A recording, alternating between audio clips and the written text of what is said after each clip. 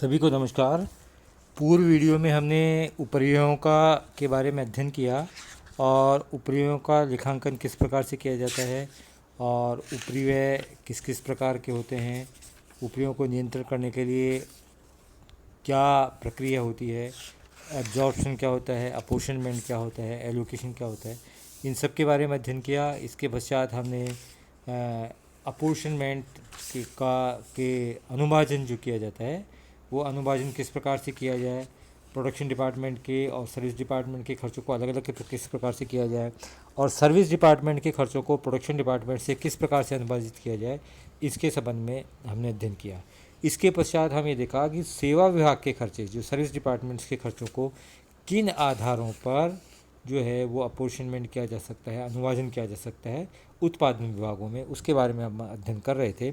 और उसमें जो पहली विधि है उससे संबंधित हम क्वेश्चन कल के वीडियो में कर चुके हैं कि केवल उत्पादन विभागों में ही उसका अनुवाजन किया जाए, सर्विस डिपार्टमेंट्स में उन खर्चों का अनुवाजन नहीं किया जाए। तो ऐसी स्थिति में हम किस प्रकार से उसका क्वेश्चन करेंगे। आज हम ये देखते हैं कि एक सेवा विभाग से दूसरे सेवा विभाग को दी जाती हैं लेकिन परस्पर सेवाएं नहीं दी जाती। मतलब ऐसा नहीं होगा कि ए सर्विस डिपार्टमेंट बी और सी को देता है, बी ए और सी को देता है और सी ए और बी का देता है, इस प्रकार की स्थितियां नहीं होगी। तो उस क्वेश्चन को हम सॉल्व करने की कोशिश करेंगे और उसको करेंगे। प्रश्न में कहा गया है कि एक कंपनी के दो उत्पादन विभाग हैं P1 और P2 और तीन सेवा विभाग हैं S1, S2 और S3। अगस्त 2015 के लिए माह के लिए विभिन्न उत्पादन तथा सेवा विभागों के उपरिव्ययों के संबंध में निम्नलिखित सूचनाएं उपलब्ध हैं। सूचनाएं अपन को प्रश्न में दी हुई है। टोटल ओवरहेड्स है, प्रोडक्शन डिपार्टमेंट P1 का 10,000 है, P2 का 20,000 रुपये है, सर्विस डिपार्टमेंट S1 का 30,000 है, S2 का 15,000 है, S3 का 5,000 रुपये है। फिर प्रश्न में बताया हुआ है कि सर्विस प्रोवाइडेड बाई S1 की सेवाएं जो है वो 50% सेवाएं P1 को दी जाती हैं, 30% सेवाएं P2 को दी जाती है और 20% सेवाएं S2 को दी जाती है। इसी प्रकार सर्विस प्रोवाइडेड बाई S2 मतलब सेवा विभाग 2 के द्वारा सर्विस जो प्रोवाइड की जाती है उसमें से 60% सेवाएं जो है वो P1 को दी जाती है और 40% सेवाएं जो है वो P2 को दी जाती है। अर्थात कहने का अर्थ यह है कि S2 की सेवाएं किसी भी सेवा विभाग को नहीं दी जाती, न S1 को दी जाती है, न S2 स्वयं देता है और न S3 को दी जाती है। इसकी सभी सेवाएं P1 डिपार्टमेंट और P2 डिपार्टमेंट को ही दी जाती है। तीसरा है सर्विस प्रोवाइडेड बाय S3 के द्वारा जो सर्विस प्रोवाइड की गई है उसमें 20% है P1 को दी जाती है, 40% है P2 को दी जाती है। S1 सर्विस डिपार्टमेंट S1 है उसको 30% दी जाती है, सर्विस डिपार्टमेंट S2 है उसको 10% दी जाती है और सर्विस डिपार्टमेंट S3 को कोई भी सेवाएं नहीं दी जाती है। ये एक डिटेल क्वेश्चन दिया हुआ है और प्रत्येक विभाग के उपरिव्ययों को हमको ज्ञात करना है। उसके लिए एक टेबल बनाएंगे, statement showing apportionment of overhead, जैसे प्रश्न में बताया हुआ है। टोटल ओवरहेड है 10,000 है P1 का, P2 का 20,000 रुपये है, S1 का 30,000 रुपये है, S2 का 15,000 रुपये है और S3 का 5,000 रुपये है। सबसे पहले S3 के खर्चों को डिवाइड करेंगे और S3 के खर्चों को डिवाइड करेंगे 20, 40, 30 और 10 में।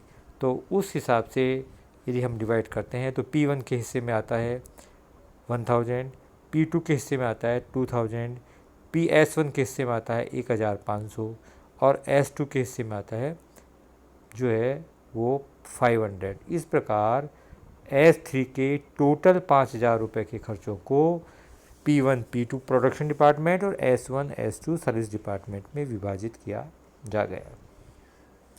उसके बाद में हम लेंगे service provided by S1 department की सेवाओं को अपन करेंगे।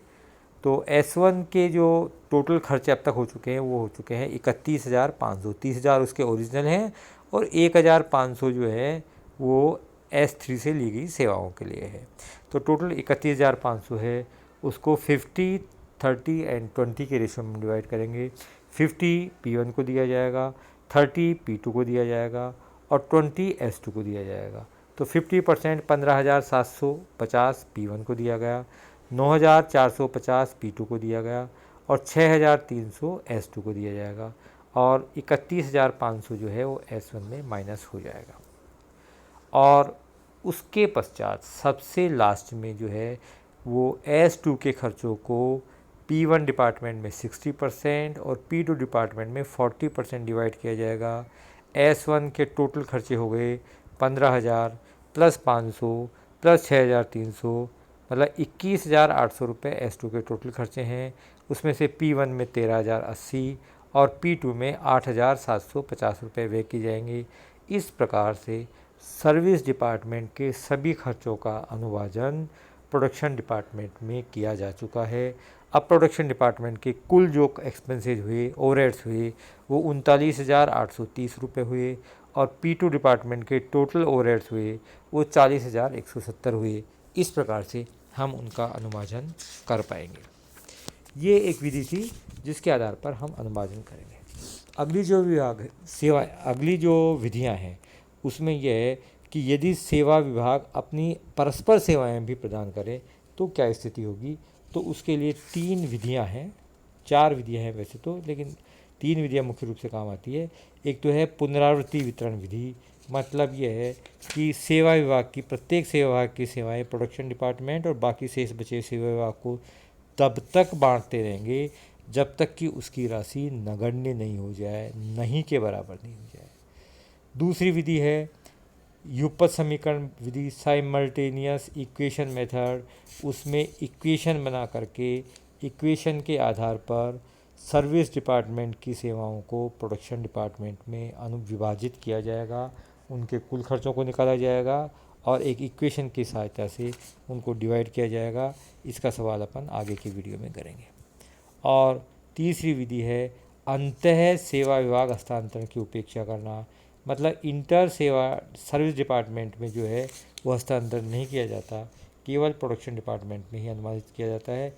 इसको उपेक्षा करेंगे। यदि एक सेवा विभाग दूसरे सेवा विभाग को सेवाएं देता है तो उसका जो है मूल्यांकन नहीं करेंगे, उसको अंकन नहीं करेंगे।